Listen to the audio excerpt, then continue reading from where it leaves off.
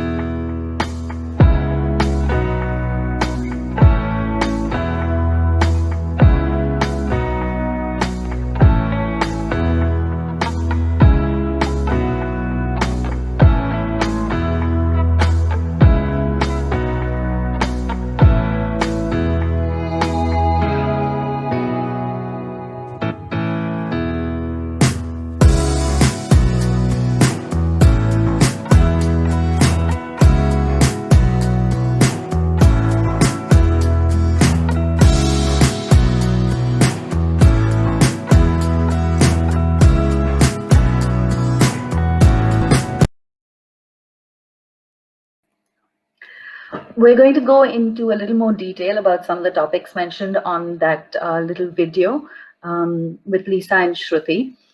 Before we bring them on, I just want to mention that if you want any of the information provided, if you want to go through it in greater detail, we do have a toolkit that we've developed with Lisa that we're happy to send you. So all you have to do is email us at Asian Association at obtmail.com. It should pop up on the screen in a second or so, and we'll definitely send any information you require through to you so that you can make the choices that you want to make.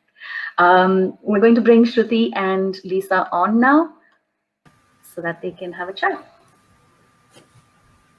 Welcome, Lisa, and thank you for being with us today. Thank you for the great performance so far. There's more to come, though. Thank you. Yes. Would you like to start with telling us a little bit about DCA and your work with DCA? I'm Lisa Barker. I work for Derbyshire Carers Association. The association has existed since 1988-89, and we've been working with informal carers. So that's anybody who's looking after a relative or friend or a family member who aren't in a paid position, who are supporting them because of their ill health, mental health, or because of addiction or whatever, that they may need some support and help at different times, then they're a carer. So in my work, what I'm doing is mainly supporting people who are caring for family members through health needs and making sure that they get the right support and signposting that they need so that they can continue in their caring role and supporting the person that they love. Thank you, Lisa. We have identified a couple of points here to discuss. One of them is challenges faced by the carers after the lockdown. We all know that the lockdown has added to the miseries, to the challenges of the carers, and it will be even harder when they come out of the lockdown. What would you say are the key challenges for the carers after the lockdown, and how can the DCA help them with these? I think a lot of carers have spent a year keeping safe the person that they support, and to have this sudden change where everybody's allowed out of lockdown is going to be very concerning for them. During lockdown, we had a lot of calls about crisis, people losing jobs, struggling to make ends meet, or just struggling emotionally with the lack of services or the loss of their family members, and meeting those people that they love on a regular basis. The support that they give them, it can't be underestimated. So coming out of lockdown, we're expecting a lot of carers are telling us that they feel anxious about it after trying to keep someone shielded, that they're trying to face these step by step in small steps.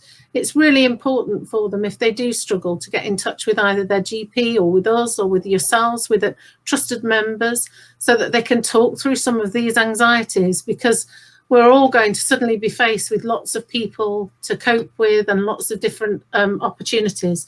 If we can do it in a measured way, step by step, taking time to talk to family members about how we feel. We don't have to do this quickly, and how we feel is really important about these things. So to do it in a measured way. If anybody struggles, then please reach out and ask for some support, because we're here and you're there, and we can try and help talk them through some of these anxieties that they face.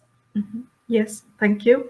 Coming to the registration with the GP, we at the Asian Association suggest our carers to get registered with their GP. Could you please elaborate why this is important? It's incredibly important. We want carers to register with their GP, because their GP will not know that they're giving support. They may not be registered at the same GP as the person that they give care for. I'm not registered with my parents' GP until recently. And the stress and the additional responsibilities that you take on as a carer, it's important for the GP to know that you're delivering that support and care to somebody else. Sometimes the challenges for caring for somebody can be very physical, or it can be emotional, and we may need support at different points along our journey, to make sure that our health and our well-being and our physical health is good.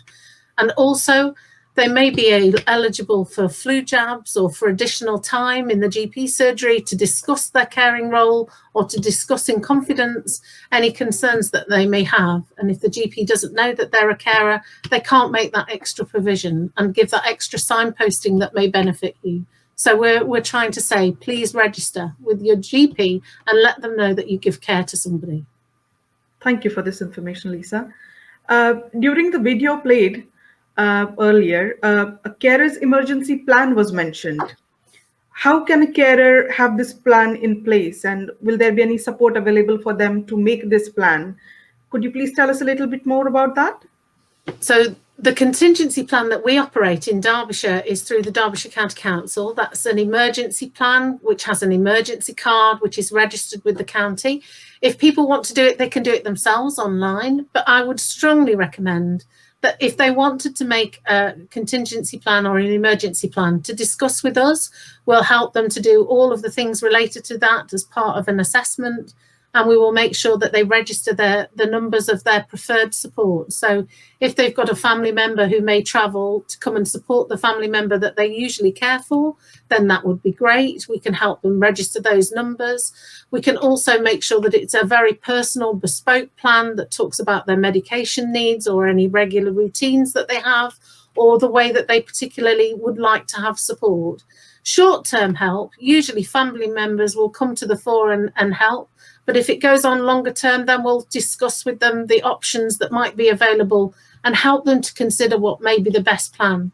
So ring us if you do want to talk about how best to get a contingency plan and get an emergency plan in place, or have a look on the Derbyshire County Council website, Carers in Derbyshire. I think that's part of the pack that we give out that we've done. So that would be the best way. Thank you, Lisa. And how can the carers get in touch with you directly?